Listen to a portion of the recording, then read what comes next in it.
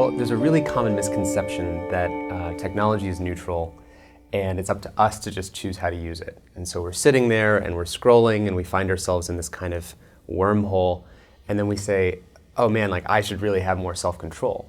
And that's partially true, but what we forget when we talk about it that way is that there's 1,000 engineers on the other side of the screen whose job it was to get my finger to do that the next time.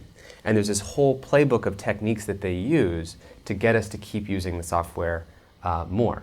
So was design always this manipulative? It wasn't always this way. In fact, back in the 1970s and the early 80s at Xerox PARC, when Steve Jobs first went over and saw the graphical user interface, the way people talked about computers and what computers were supposed to be was a bicycle for our minds.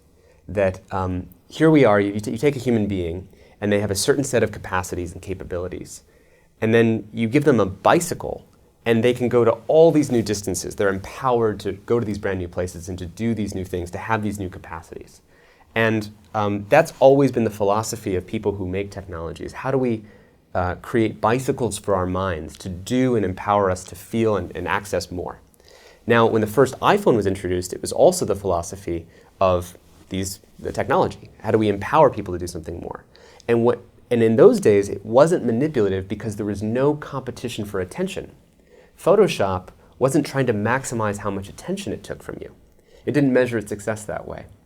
And the internet overall had been, in the very beginning, not designed to maximize attention. It was just putting things out there, creating these message boards. It wasn't designed with this whole persuasive psychology that emerged later.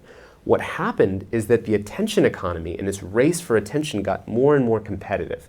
And the more competitive it got to get people's attention on, say, a news website, the more they need to add these design principles, these more manipulative design tactics, as ways of holding on to your attention. And so YouTube goes from being a more neutral, honest tool of just here's a video to, oh, do you want to see these other videos? And oh, do you want to autoplay the next video? And oh, do you want to, here's some notifications. These products start to look and feel more like media that's about maximizing consumption and less like bicycles for our minds.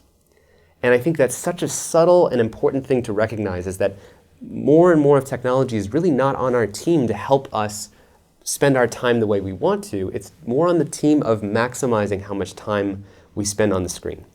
Right now, the only way to succeed in the App Store is by proving you're really good at getting people's attention.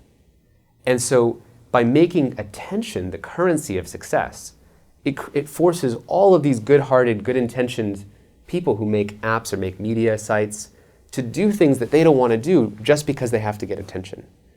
You have meditation apps that have to send you all these notifications and add streaks and do all this gamey stuff just to get you to use it the most, as opposed to having the phone itself recognize that there's parts of your life where meditation might want to be at the top of the list for you because you're defining that. And so that meditation app could win for the right reasons and not for the wrong reasons. So we always worry about new technologies when they first appear.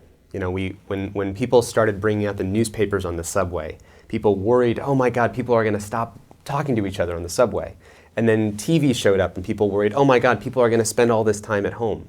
And the radio, we always worry. And then somehow it seems to turn out okay. Or we worry when back in the 1970s, people were at home on the telephone and calling each other all the time. We thought, oh, the kids these days, what are they doing to their minds, right? So now it's tempting to say, well, now the kids these days, they're on Snapchat. And therefore, we survived all those other technology transitions. Nothing really bad happened. So maybe it's all okay. This is just kids being kids in a new way. And I want to talk about why that's not true, and why this is different. What's different is that, let's take that telephone example. In the 1970s, if someone picked up a telephone to go call their friend and they spent time gossiping on the telephone, we could do that, that's fine.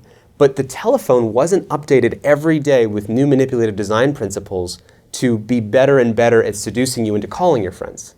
So what's different with Snapchat is that there was 1,000 engineers every single day who work on the product to actually find new ways, not just to get you to use it, but to kind of tag you both on the shoulder and try to get you into a reciprocity relationship where you owe someone else a response. In fact, they have a feature in Snapchat called Snap Streaks. And snap streaks count the number of days in a row you've sent a message back and forth with someone. So if I have a best friend and we've been chatting every day for 100 days, I see a little fireball and the number 100 next to it. And what that does is they've just created something now I don't want to lose. Because I have a streak going, I've got 100 days, and now if I don't send them a message tomorrow, I'm going to lose the whole thing.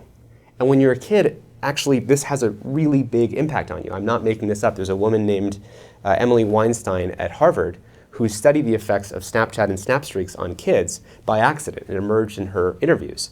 And she found out that kids, when they go on vacation, they have to give their password to up to 5 other friends to actually have them send messages while they're gone on vacation because they're so worried about losing their snap streaks. In fact, a lot of kids, they wake up and they see these 30 contacts with different streaks, and they have to just take pictures of floors and ceilings just to kind of get through all these snap streaks so they don't lose any of them.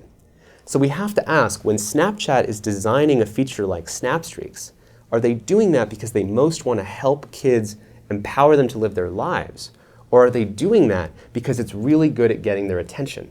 And when we're parents and we see kids using it this way, we have to recognize there's something very different going on here. This was not true in the 1970s when we had a neutral telephone that we would choose to use when we wanted to use it. There are now 1,000 people behind our new telephone, which is, say, Snapchat, that's being designed and updated every day to be more compelling at addicting and holding on to people's attention. And it's not good for us. I mean, I think we can all feel it. We become more and more on the treadmill to the number of likes or feedback we get, basically, from social media, and start tying our own approval, our own self-worth to how much attention we get from other people. I mean, even for me, I notice that, if I post something, it does affect me whether or not I have a lot of likes or few likes. And it's hard to really, if you think about it, and get to the felt sense of my self-worth is completely independent of that. That's a subtle thing to hold. And developmentally, children are more vulnerable to their self-worth being externalized like this. And the problem is that, there's always been as well ways of externalizing our self-worth in terms of how much money we have in our bank account or in terms of how many friends we have. But now the externalization of our self-worth is controlled by a handful of companies whose goals are different than our goals. They're not evil companies. They just have the different goal of maximizing attention. And our goals are not that.